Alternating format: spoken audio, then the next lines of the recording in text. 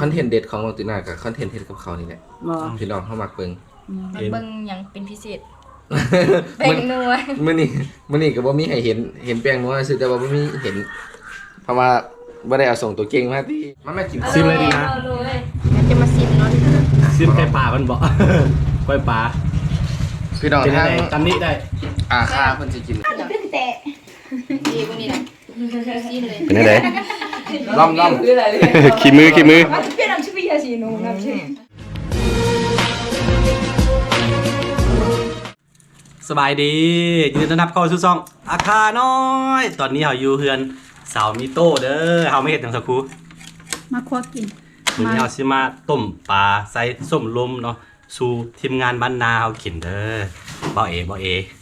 มายาม บ่เอกับ ก็เลยว่า น้องสาวตีน่าน้องตีน่าเนาะมายามเด้อแล้วเสียนี่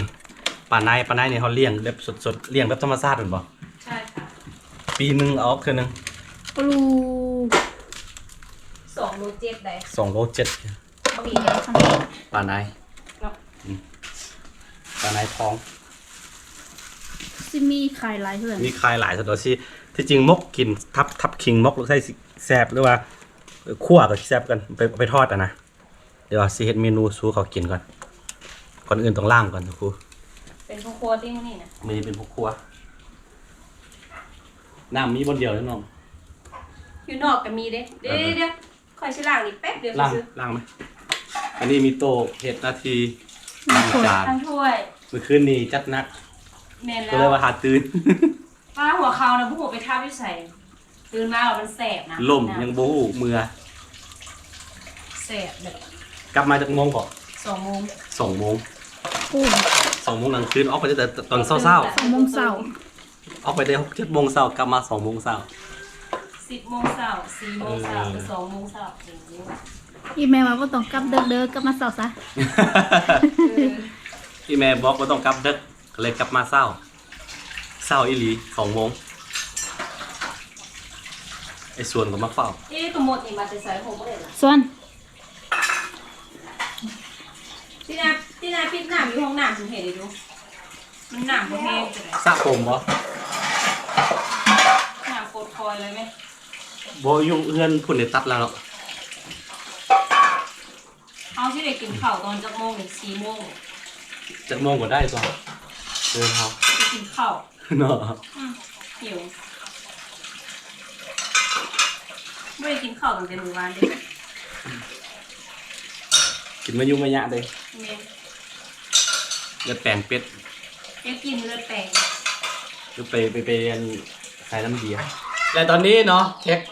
รับเชิญของเฮาก็มาฮอดแล้วนี่สบายดีเด้อ สวัสดีครับ น้องตีน่าเด้อช่อง YouTube ตีน่าเซาลาวแล้วก็นี่คันบ่ได้บ่เอ เราเอทีมงานพัฒนาครับ เป็นกันพบกันครั้งแรกของเฮา แมนครับผม จากที่ปกติเคยล้มกันทางโทรศัพท์เนาะ แมนครับแมน เป็นจังไดมอที่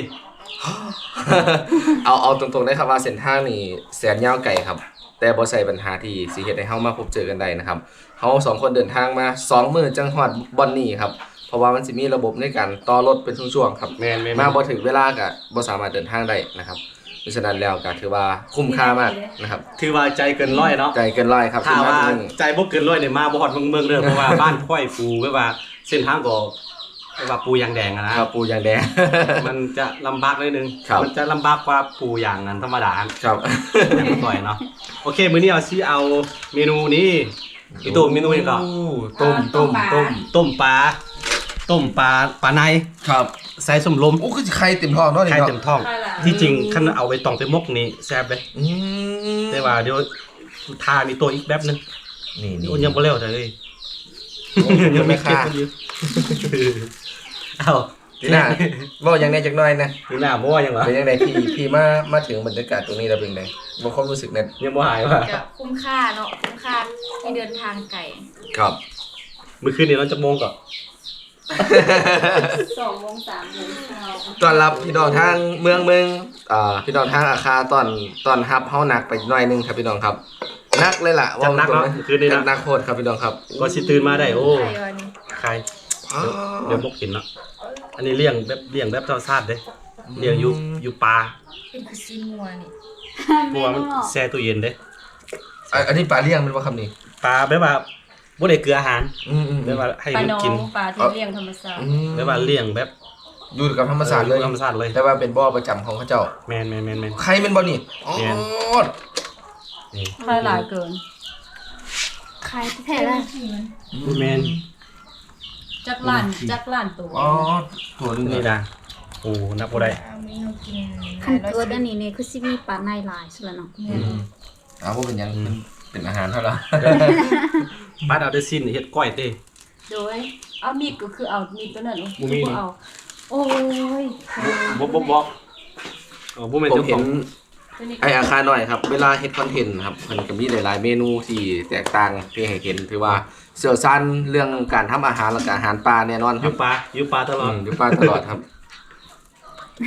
จะไม่ให้ต่อสู้กันบ่นี่ โอ้สวยงามมากเลยนี่ บ่เห็นเดี๋ยวก็จับละลายเลย จะไปแต่แท่งเอ เสื้ ง อผ้า ที่ เดี๋ยวลงฟันเด้อ บ่ผิดหูจึ๊บลูกที่ แล้วก็ต้มกระดูกอันน้อง แล้ว ตัว ก็ เนาะ เปลี่ยนได้ยังเนาะ ครับ มีผู้สาวอ้อมหน้าอ้อมหลังนี่เขินนะ เขินเนาะมือสั่นมันบ่ มือสั่น เมื่อวานนี่กำลังงามเนาะ แม่น เอามาแช่แข็งเนาะ อืม เดี๋ยวไปหนังซิว ตอนรับอีกแล้วสิ ๆหนังซิว เมื่อวานนี่ ว่า มี เยอะ ตัวตอนรับมื้อแรกนี่อ้ายตอนรับเป็นบ่ ๆเพราะว่าบ่มีโอกาสเด้เพราะว่ามื้อนั้นมาก็เมื่อเดียวหนึง อยู่แต่สวนเนาะ แม่นนะเดี๋ยวมื้อนี้ไปซิวๆไปกินนั่น บ่มีคำว่าซิวพี่น้องครับ เลือดแปล บ่ ง มีคำว่าซีโอในหมู่ ในหมู่เฮา ในหมู่เฮา ที่แรกก็ซิวอยู่นะครับ สรุปแล้วบ่ซิวเลย เขาแบบว่าเขาว่าคันมาครั้งหนึ่งแล้วมึงอ่ะนะต้องได้มาอีกครั้งที่สอง เพราะว่า ต้องมา เพราะว่าเป็นเมืองดึงดูดเด้ แม่น อืม บ่มีหยังหลายดอกแต่ว่ามันมีครูมีปลาม ากเลยครับ ตอนเดินทางมา ผู้คนก็เป็นกันเอง เนื่องจากว่าเป็นแบบว่าเมืองน้อยๆแหละก็ ครั จะ บ ฮู้จักกันหมดอ่ะนะแต่ ไอ้ ว่า ผมเลือกทะเลกับภูเขาผมขอเลือกภูเขาครับเพราะว่าโดยส่วนตัวนี่ชอบบรรยากาศภูเขามากครับ อ๋อแม่นว่าม าก มาทุกทาง เย็น แล้ว เย็นกว่าทะเล มากจริง มาทุกทาง ๆ แล้ว เพราะว่าช่วงหนึงผมไปเป็นนักเรียน ผมอยู่ทะเลมาเกือบเป็นปีครับ ผมบ่มักเลยผมเบื่อเลยครับลองตรงเลย ถือว่าเป็นครั้งแรกเนาะบ่เอมาเมืองนี่ ครั้งแรกครับครั้งแร แต่ ก ว่าเคยเห็นไปอัน อ่า ต้นเพิ่ง ต้นเพิงครับแมน ครั้งหนึง ต้นเพิงกับเมืองอะไรไก่ซูซี่กัน เมืองไกลกว่า เมืองไก่กว่าอ๋อสามเหลี่ยมคำบ่ไก่เด้หนทางดี ไกล เลย ข้ามมาจากอันเชียงแสนนี่ก็แป๊บเดียวนึง แมนบ้านตีน่าเอิ้นอย่างนี้ภาษากะมูปานนั้นคือกันมา หึ นอตติน่าเป็นคนกะมูเด้ครับพี่น้องครับ นี่ บ่คือจักดีเลย มาหา FC พี่น้องอันไอ้อาคาหน่อยบ่ พอ ฮู้ คนลืม กะมูซอด กับ กะหมู ซอด ซอส ลือกะหมูซอดลือ ไตลือ เนื้อสดไต สไตล์ไตลือ ไตลือ แต่ว่าพอเป็นไตลือเนี่ยถ้าจะนับตามกฎหมายแล้วเขาจะเอิ้นว่าเป็นคนไทลือเขาลืออ่ะ แต่ว่าตินาอยากเป็นอัน จะ กะ นับ หมู ทั้งพอเลยแต่ว่าสกี้อ่ะเมื่อก่อนกะมู ก่อนกะหมูตินาบ่อายบ่แบบหมู่เขาถามว่าอันเป็นคนกะหมูหวาแบบนี้ชนเผ่าหวาแบบนี้ภูมิใจบ่ ภูมิใจเนาะ เพราะว่าที่ถามแบบนี้หลายๆคนเขาบ่อยากเป็น บ่อยากเป็นคนชนเผ่าอ่ะ แม่นมันจะมีหลาย จะบอกภาษาตัวเองอะนะ อืม แต่ว่า ผมกับชนเผ่าลาวได้ผม แต่ว่าเฮาเนี่ยภูมิใจเด้ ๆภูมิใจ ภูมิใจได้เสนอวิถีชีวิตของเฮาได้เสนอไปว่าวัฒนธรรมอาหารการกินเป็นหยังไปว่า ครับ ให้โซโลฮูว่าเฮาเป็นอาขานะโอ้ภูมิใจ ครับ เวลามีคนถามว่าเจ้าเป็นไผก็สิตอบว่าเป็นอาขาก่อนแหละแต่ว่าเป็นอาขาอยู่ลาวสินะ อืม บ่เองยังบ่เองก็เป็นอีสานก็ภาษาอีลาว สานลาวครับ อีสานลาว อีสาน เอิ้นตัวเองเอิ้นลาวเอิ้นมันบ่ ครับ เขาว่ากันไปเจาะเลือดเบิ่งก่อนเห็นว่าเป็น ข้าวเหนียวอ้อยต่อยได้เนาะ ไป เขา เนาะ เรียนเบิ่งเห็นข้าวเหนียวเลย ข้าวเหนียวปลาแดก แม่น ไปอยู่ใส่ก็กินข้าวเหนียวฟัง แม่นครับ เรียกว่าเสียงแคน เสียงแค้นเสียงพินครับ อันนี้ก็เขาเอิ้นว่าลาวคือกัน ตอนนี้รู้สึกว่าช่วงโซเชียลมีเดียมากพี่น้องวัฒนธรรมอีสานรู้สึกว่าจะกว้าง โอ้ ขึ้น ไปไกลไปไกล แล้วคนอื่นเมื่อก่อนสิบ่ยอมรับว่าเป็นเจ้าของเป็นคนอีสานครับ ทุกมือนี่ภู คือ มิใจ กันครับ ตอนนี้คนอีสานนี่น่าภูมิใจที่สุดในแผ่นดินไทยแล้ว เพราะว่าสิ่งต่างๆ คนดังวัฒนธรรมต่างๆอีหยังทุกสิ่งทุกอย่างเกิดจากอีสานนี่เยอะมากครับ แม่น คอยเนาะ แม้กระทั่งดาราดังๆ อยู่ไทย ครับ เนาะ อยู่อุดรกับคนหนึงครับดังมากครับ ครับ ดังแหมบครับ ดังแหมบมากนะเอาแล้วกินเฮาคักได้มื้อนี้เอาจันเนาะจังให้พี่น้องเขาถาเบิ่งขั้นตอนต่อไปในการซอยเนาะ แม่น เอามีตัวเฮ็ดบ่จะไปหาเบิ่ง ตอนนี้คือน้องตินาก็ลงมือซวยพี่อาคาน้อยแบบ เต็มที่มากค่ะทุกคน ช่วยกันหิวข้าว ช่วยกัน หิวข้าวตินาหิวข้าวว่าซั่นตินาอยู่บ้านก็ปกติครัวกินบ่ ว่า ครัวให้พ่อแม่กินซุมื้อบ่ แม่น นะคะ คอนเทนต์เด็ดของน้องตินากับคอนเทนต์เฮ็ดกับเขาวนี่แหละ บ่ พี่น้องเข้ามักเบิ่ง มันเบิ่งหยังเป็นพิเศษแบ่งนัว มื้อนี้ก็บ่มีให้เห็นแป้งนัวซื่อแต่ว่าบ่มีเห็น เพราะว่าบ่ได้เอาส่งตัวเก่งมาติ ถามเต้มือทำอิดว่าตินาได้เอาส่งตัวเก่งมาบ่ กำลังบอกน้องตีนาว่าเดี๋ยวอันกินอันนี้แล้วก็ไปนั่ง ไปนั่งชิลแม่นบ่ ชิลไปหากินเลือดแปลงเป็ด ครับได้ บ่เคยชิลบ่เคย น้อ ชิ ง ล บอกว่าเมื่อคืนนี่ไปว่าอยากกินสิ้นเป็ดหลายจนฝันเป็นลักเป็ด โอ้เมื่อคืนนี่ไปลักเป็ดตั้งว่า4-5ตัวน้องตินาว่าโดนเขาไล่บ่ ฝันไปก่อนเนาะ โอ้เจมาเอาสบายดีเจ โอ้เมาแล้ว สบายดี เมาแล้วบ่ไหวแล้ว เอาอย่างมานี่เอาอย่างมาต้อนเด้ ตาม เมาอีกแล้ววะ โอ้เอาใส่จาน ส ไหม มูบี้ สมูบี้ เจ้า เดี๋ยว ใช่เบียร์ค่ะ ๆเอาใส่จานให้กินได้ไหม กินเนี่ยดูนี่กินเนี่ย กินเดี๋ยวนี้เลย อยากกินข้าวท้องท้องก่อนเนาะแม่มาเนาะ อันนี้ของเจ้าเด้อ โอเค 你最近很老起来很晚的了。 ไป เอาลืมหมดแล้วบ่สั่งตอนอยู่เวียดนามนี่มักเฮ็ดกิน แต่ว่ากลับมาพี่ได้เมียมาแล้วก็บ่ได้แต่งบ่ให้เมียแล้ว มาให้เมียเฮ็ดบ่ แม่นล่ะ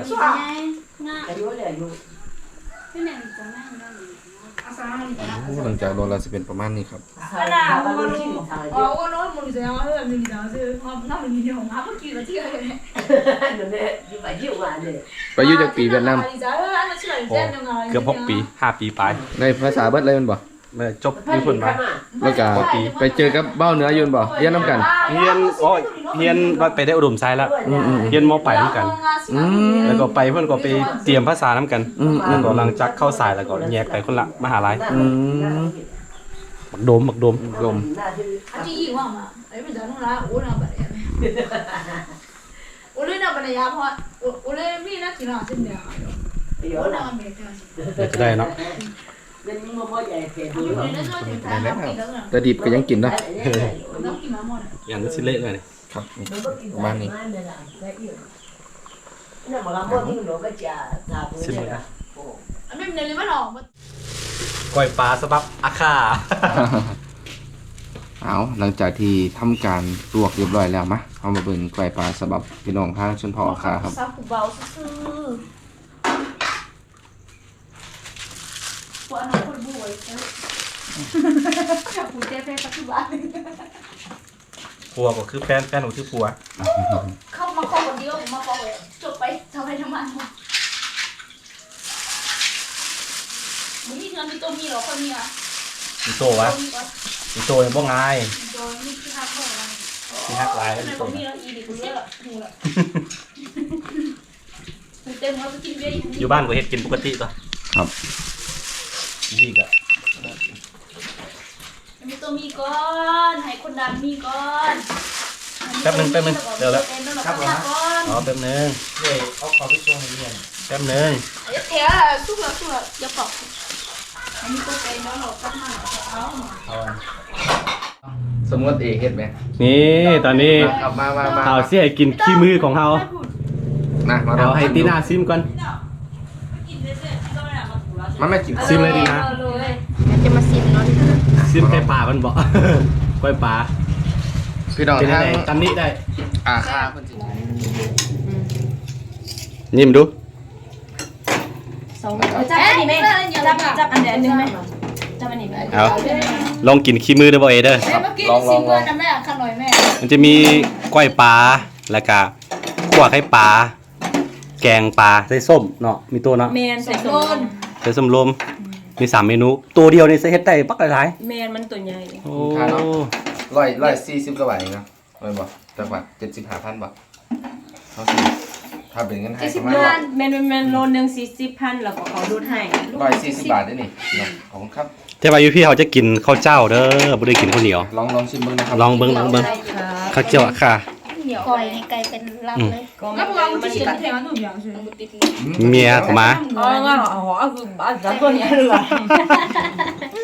ตัวเดียวงั้นหมดเลย โอเคกินข้าวสามัคคี เส้นๆเราแพงว่าเลยสิเบียงงั้นปิดเด็ก คือซีนเลยเนาะตึ้งแต่ ดีกว่านี้นะซีเลย เป็นไง ล่ำ ขี้มือ เป็นน้ำชื่อพี่ยาสีนูน้ำชื่อโน อันนี้ตัวอื่นแล้ว มากินกันมา เอ้ยแล้ว กินข้าวสามัคคีเด้อพี่น้องเด้อ 我去找有人嘛， แล้วเราก็จะเทวได้อยู่ อร่อย